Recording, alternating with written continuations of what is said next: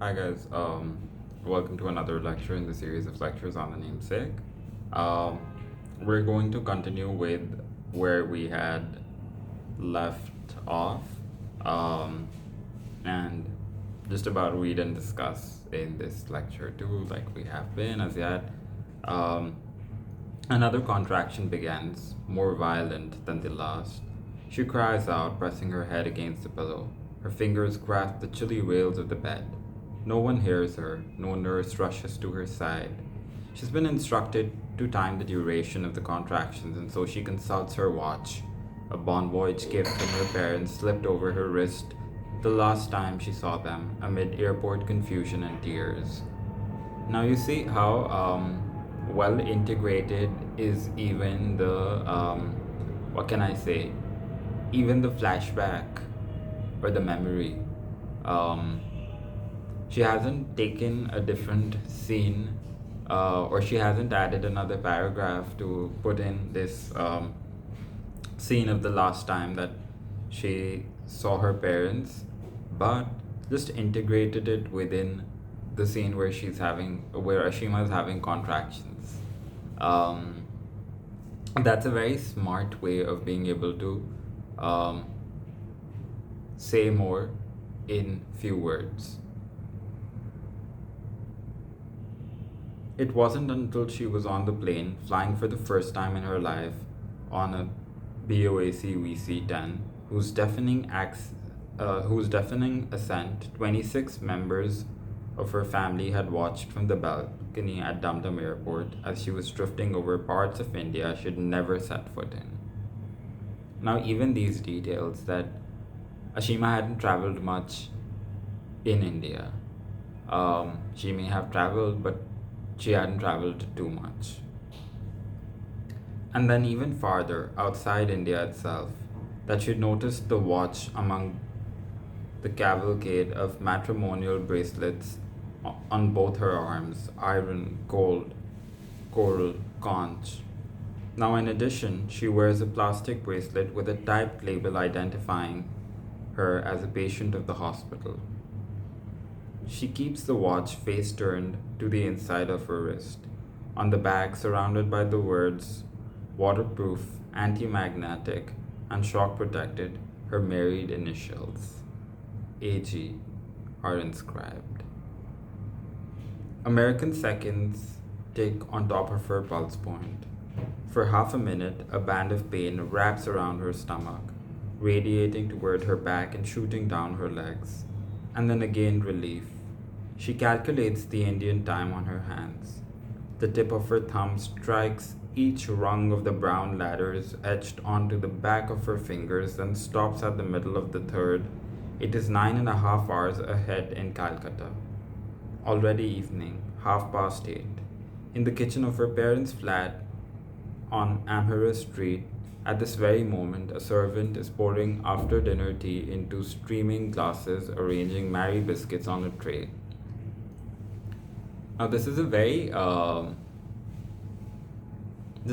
deeply human insight when we talk of dispersion, right? When you're not somewhere, you're somewhere else, and you're thinking, oh, what would that person have been doing right now? Or what would that person have been doing right now?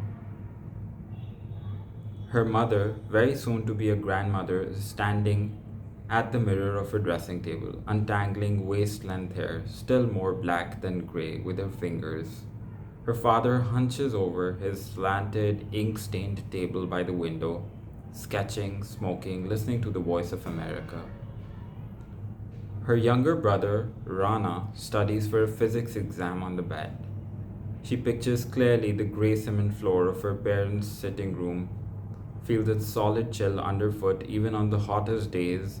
An enormous black and white photograph of her deceased paternal grandfather looms at one end against the pink plaster wall opposite and opposite an alcove shielded by clouded panes of glass stuffed with books and papers and her father's watercolor tins. For an instant, the weight of the baby vanishes, replaced by the scene that passes before her eyes, only to be replaced once more by a blue strip of the Charles River, thick green treetops, cars gliding up and down Memorial Drive. Now, in this entire, um, these are two paragraphs together that we read at once, but in this entire thing, you see how the imagery of Ashima, for example, uh, as well as what she's feeling, right? Another contraction begins, more violent than the last. She cries out. She's pressing her head against the pillow. Her fingers grip the chilly rails of the bed. No one hears her. No nurse rushes to her side because, she's trying to make sure that her volume remains low. Uh, she has been instructed to time the duration of the contractions, and so she consults her watch.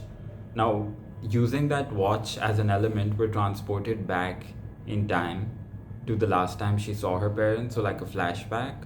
That's how you connect things to tell a story.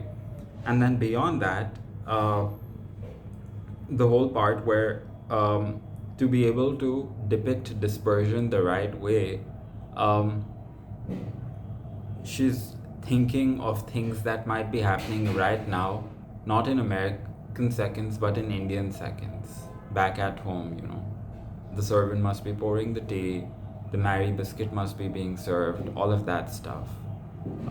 Those are really important details in terms of writing style that you need to pick up on.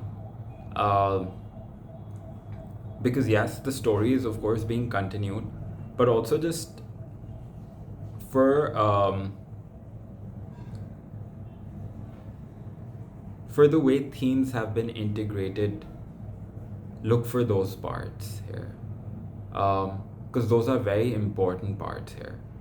I think that's about it for this lecture. We just did a reading session. We'll continue further in the upcoming lecture. If you like this video, don't forget to give a thumbs up as well as subscribe to the channel. Press the bell icon to stay updated for whenever a new lecture drops in. And in the following lecture, I think we're going to be mostly just reading for now. Let's try finish one chapter, and then we'll discuss certain things together at once. And if you guys have any questions right now, also just feel free to ask them. I'm trying to keep the reading sessions also conversational. That's about it, guys. See you in another lecture.